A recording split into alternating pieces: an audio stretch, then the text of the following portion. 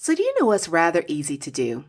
It's rather easy to start a business. I mean, when you think about it, when we all get started, we're super excited. I mean, that adrenaline is flowing and we are on a rush, just thinking about all the possible ideas and all the things that can come of our efforts. We're just ready to get the ball rolling. But what becomes very, very hard, what's really difficult is how do you keep that business going? How do you get it off the ground? That's the part that people a lot of times can't figure out. And that's the reason why a lot of dreams die early. But we don't want that to happen at all. So this episode, we're going to talk about some things that you may want to consider and think about when you're using traditional strategies to get your consulting business off the ground, and some things that you can do differently to get it up and running a lot faster. All right, let's get started. There's a misconception that we don't exist, that somehow our ability to excel at the highest level of our industry is limited, that overcoming barriers as a woman of color would be insurmountable. But what would happen if we decided to venture out on our own despite everything we're up against? I'll tell you. Welcome to the Black Girls Consult 2 podcast. I'm your host, Dr. Angelina Davis, a healthcare consultant, consulting coach, high performance fanatic, wife, and proud girl mom. I help transform female professionals into thriving solo consultants. And just like you, I'm wearing all the hats and doing all the things. So this podcast is to empower the busy female professionals to move past fear to start and grow a successful consulting business, despite the obstacles you may encounter. We'll dive deep into consulting practice, business strategy, mindset, and more. So grab your cup of coffee or tea if that's your thing, and let's get started.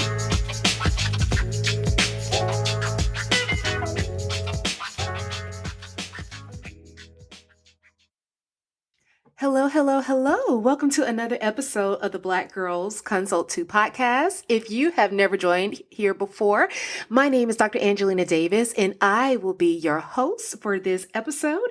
And I want to talk about how we keep your business going. How do we keep it going? How do we keep it growing strong? What do we need to possibly do different so that you don't fall into a hole or some of the traps that many people have fallen into before, where they have not found a lot of success when it comes to building and growing a consulting business? So on this episode, we are diving into why some of the traditional, I would say, lead generation strategies may not be working for you. And I always like to say that whenever I'm having episodes like this, it doesn't mean that using these strategies are completely wrong. I don't believe there's a cookie cutter approach for really tackling business growth in consulting. I do think that it has to be very individualized and you have to have a personal touch. However, I do think that there are some limitations that we have to be mindful of and things that we have to consider when we're choosing what's right for us in the moment. So that's what this episode is all about and what we're going to dive into, because I think that there is a lot of misinformation out there and just some limited thinking that we need to get over so that we can really advance and really accelerate our growth to the level that we desire. So, when many of us are starting out, myself included, oftentimes what we do is we go straight to, courses, or we are checking out a lot of different books. And many of these books are written by some of the same experts, some of the same people that we see in the consulting world all the time, that, let's be honest, if you are a woman of color tuning into this episode, or a woman at all in consulting, they don't look like you. And so we hear a lot of wonderful names, and they are talented in their own right. But oftentimes some of the feedback or insight that they can give, while very valuable, may not necessarily be something that you can translate directly into your business model for a number of different reasons, many of them which are societal. So we really do have to think out of the box sometimes when it comes to getting our business up and running and really thinking about those strategies that are going to work most effectively for us in trying to generate more business. But oftentimes when we start out, we don't know all of those things. We don't really know what we are up against. And so we go dive into a lot of books. We purchase a number of courses and take part in a lot of online courses that are also not led by people who can probably relate to your set of circumstances. but it's what we have available to us and what we rely on when we're getting started. I did too, like I stated before. But that information only got me so far. It really only got me so far because I ran into a number of roadblocks along the way that caused me more difficulty, or maybe some of the lessons that I learned didn't really translate well into my situation. And so I realized that I really just needed some additional insight and help. I needed someone who understood my particular situation and someone who was able to give me a more personalized approach and really break things down on a new level so that I could navigate this whole consulting industry and system a lot better, a lot more effectively. And so I'm hoping that this podcast episode will be one of those tools that you can use to your advantage. Almost all the courses and books that you find out there are going to pretty much tell you the same thing. I don't care which one you pick up. I don't care who made it. They're going to run through, I feel like, the same bucket of advice or kind of list of ways for you to get started. Now, the first thing that many of them are going to say is that they're going to tell you need to reach out to your network for referrals. That's going to be one of the easiest ways to get your business started and off the ground. You want to reach into your network, find people that you know that can connect you to other people. And that is a great way to generate leads. And it actually is. And so I don't want to say that that is not an effective way to get started and get the ball rolling. We're going to talk about in a moment about some of the limitations associated with that. But it is a way to get started. However, I have heard someone say before, and I can't remember who the person was, but I thought that it was a great statement and it stuck with me forever. But they said that no one has ever built a multi-million-dollar business off of referrals alone. And that's just a fact. That's true. You're going to have to move beyond referrals at some point in time. And we're going to talk about how you can do that. So that's the first thing they're going to tell you. Reach out to your network for referrals. Now, the second thing is that they're going to tell you that you need to learn how to craft the perfect proposals, because you're going to need to reply to numerous requests for proposals or RFPs in order to generate business. We're going to get into that in a moment as well. That is going to be the second bucket of advice. And then lastly, one of the other common things that you're going to find is that they're going to try and convince you that cold calling, cold messaging, cold email, cold whatever, situations where you don't know the person and you're reaching out to sell something, that is going to be the most effective way for you to generate leads and to build your business. I mean, after all, someone has to say yes, right? At some point in time, you would think, maybe, I'm telling the truth, but there is a reason why each of these approaches may be falling short for you and not allowing you to generate the business that you need. And so that's what I want this whole conversation to be about, talking about some of the reasons why these things are falling short and ways that we can actually fix it. Okay, so let's start with some of the problems with these methods. First, the whole aspect of network referrals. Referrals can actually be very, very helpful. And one of the reasons why referrals are helpful is because it's almost like someone vouching for you, right? They are saying that I know this individual is trustworthy, and that helps you to speed along the process of building that know, like, and trust factor. So referrals can be extremely helpful in that way, and they are beneficial. Now, do not get me wrong. You need to have referrals as part of your process for lead generation. That should always be in place. And there are ways that you can build upon and expand that referral process in your referral network. However, when you're starting out, your network for referrals may be limited. And I see this a lot, especially with women in consulting, and in particular with women of color in consulting. And that's because of just the typical structure of many C-suites that are present in larger organizations. There was a study that was published by McKinsey and Company toward the end of last year, and we're now in 2022. So this was at the end of 2021. And in that particular study, they talked a lot about how women just remain underrepresented across the corporate ladder. Actually, when you looked at the breakdown of women in the C-suite, the number of women represented roughly about 25%, with 20% of those individuals being white women. But if you look at women of color, they only represent 4%.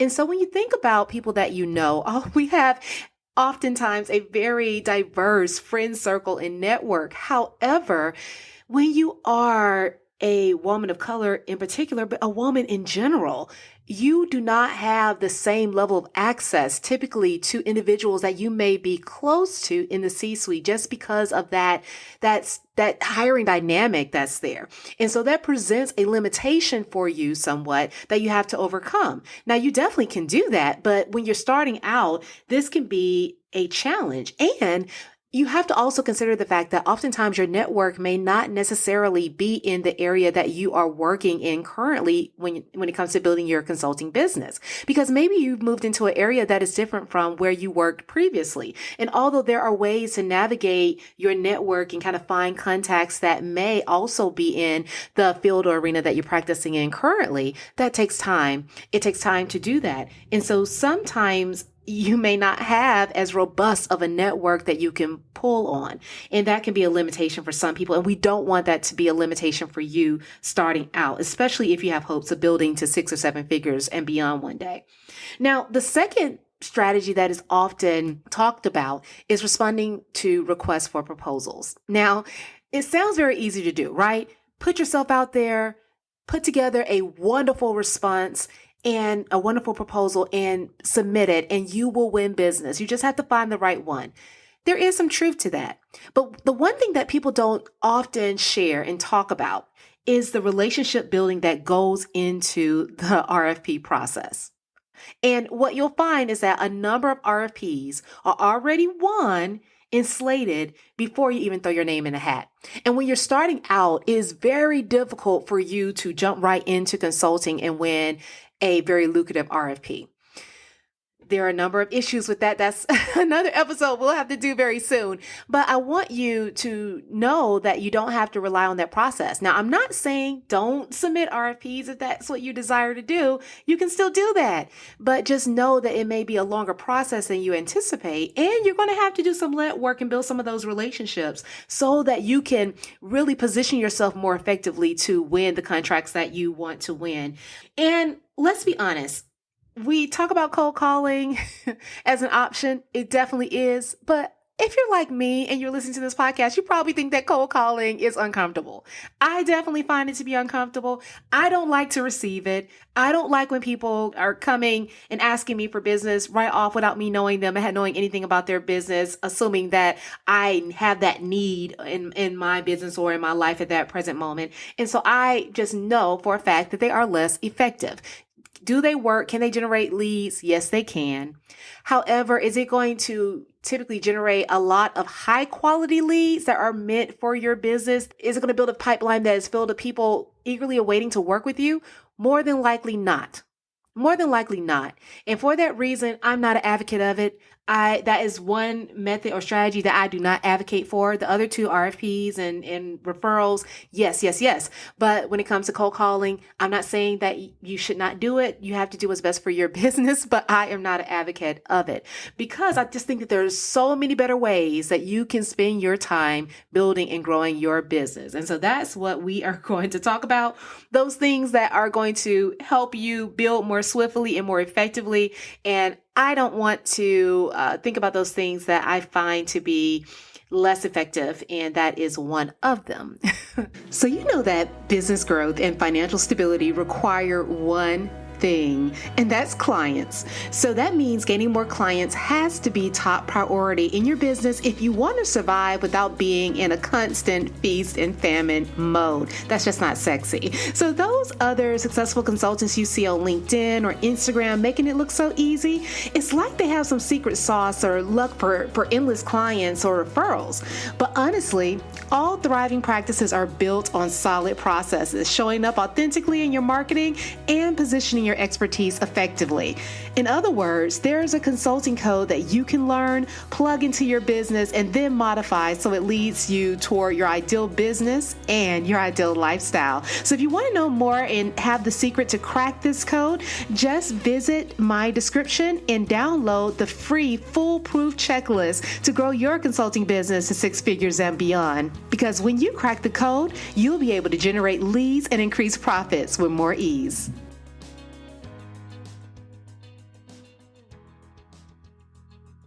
So one of the things that I advocate for and that I like to push clients to do is to create a system that doesn't rely on so many other people to control whether or not you are successful in your business, right? I want to take out all of these middlemen and women that are crowding that space because, in all honesty, in order for you to grow effectively and really just achieve success and longevity in the long run, you have to have more control over being able to generate revenue, to be able to create and generate profit.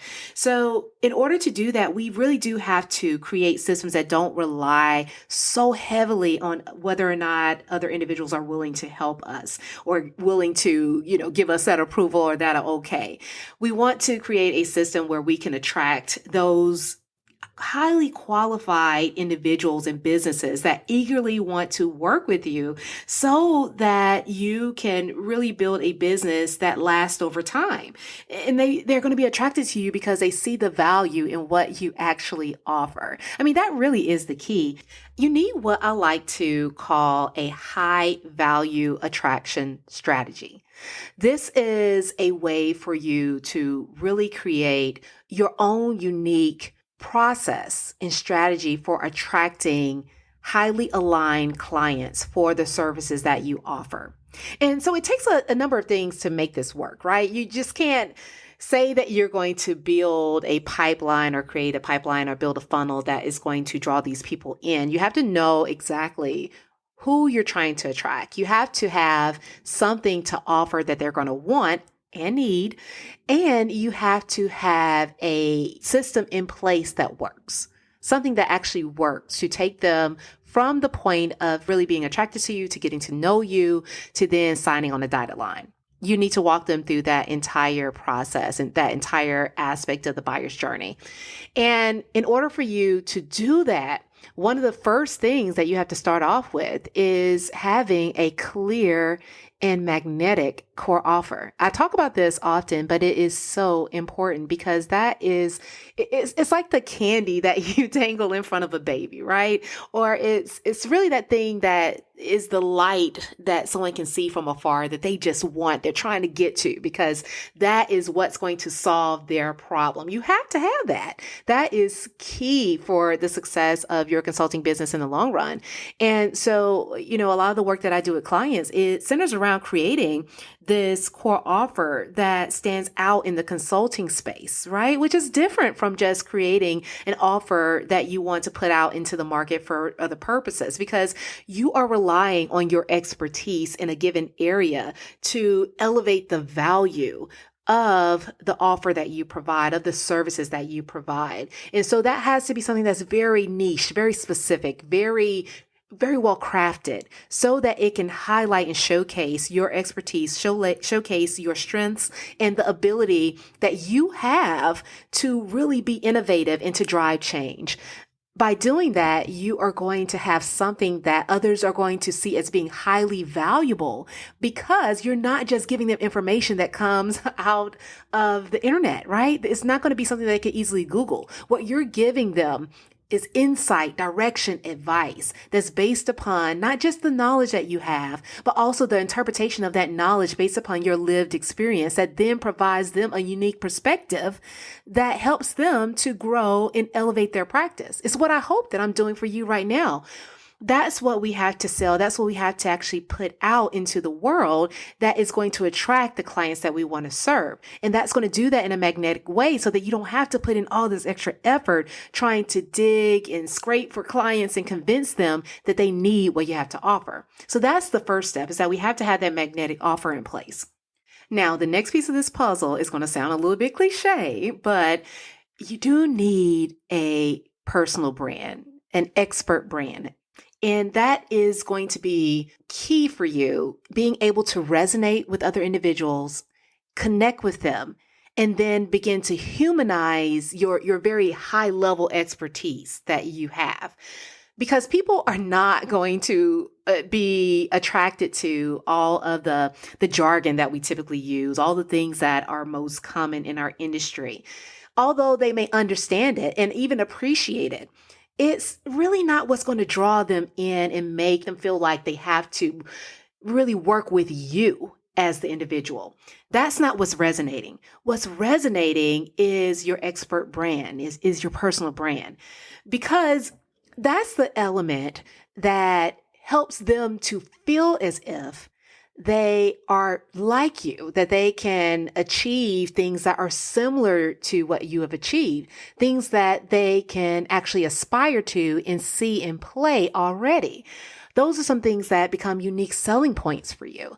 And so really building that expert brand involves not just branding such as we think of with regards to websites and logos and pretty colors. That's important. I don't want to belittle that. But what I'm talking about is things such as, your voice, the voice of your brand. What is the brand surrounding your offer or your business? How are you showing up authentically in your space? What type of expertise are you putting out into the world? How are you communicating what you know? All of those things are elements of building your expert brand that are essential for you to really communicate how well you are able to solve their problem. And that is a key element that you have to have in order to make this whole system work, because they have to get to know you, have to trust you. They have to want to work with you. The whole relationship in consulting between a consultant and the client that they're working with, or that they're serving, is a rather intimate one. It's typically someone that is giving them advice that is going to change the direction of their life or their business or their livelihood. And so that has to be from somebody that they truly trust with the weight of that. And we have to understand that as the consultant in the process. We have to know that we have been given this unique opportunity to really be someone that can change the complete direction for someone's life. We really do have that ability, that unique ability, and what I would say a blessing. And so when we think about our role as an advisor, as a consultant, as more of a role of service, then it's going to make it a lot easier to show up authentically in that personal brand, in the expert brand, and to be able to showcase your expertise in a way that is going to resonate with others. So that is going to be that second element that you have to have.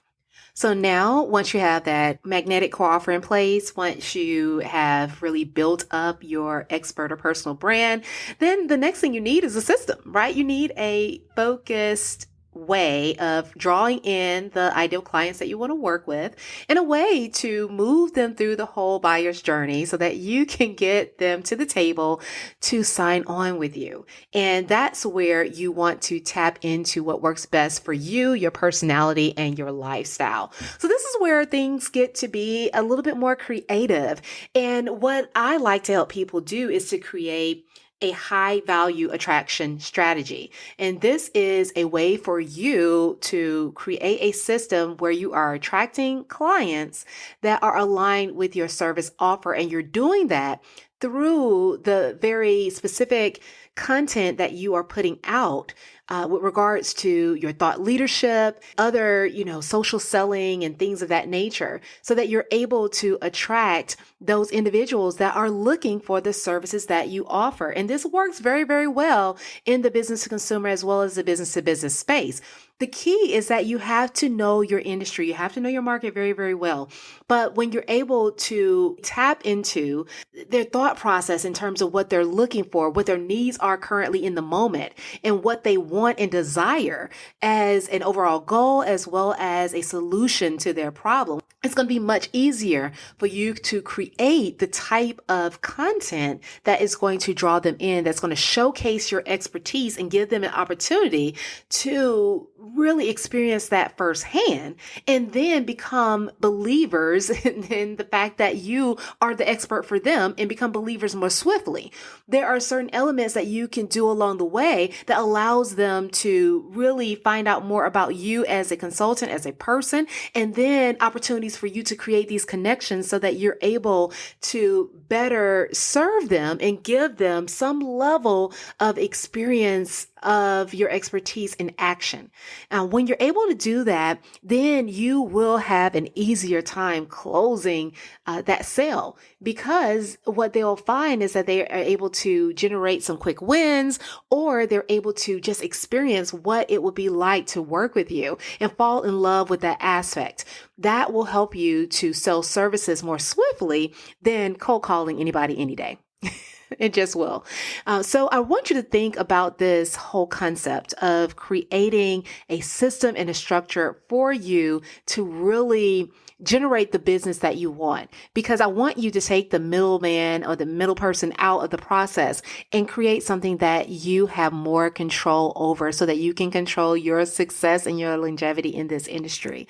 That is always what I want. And actually, if you need any help in doing that, that's actually what I do best. And I do have a program that it serves this purpose. It's called Position to Excel, and it's a one-on-one curriculum-based coaching program that walks you through the entire process of creating your magnetic offer, as well as building your expert brand and then positioning it to effectively sell in your industry.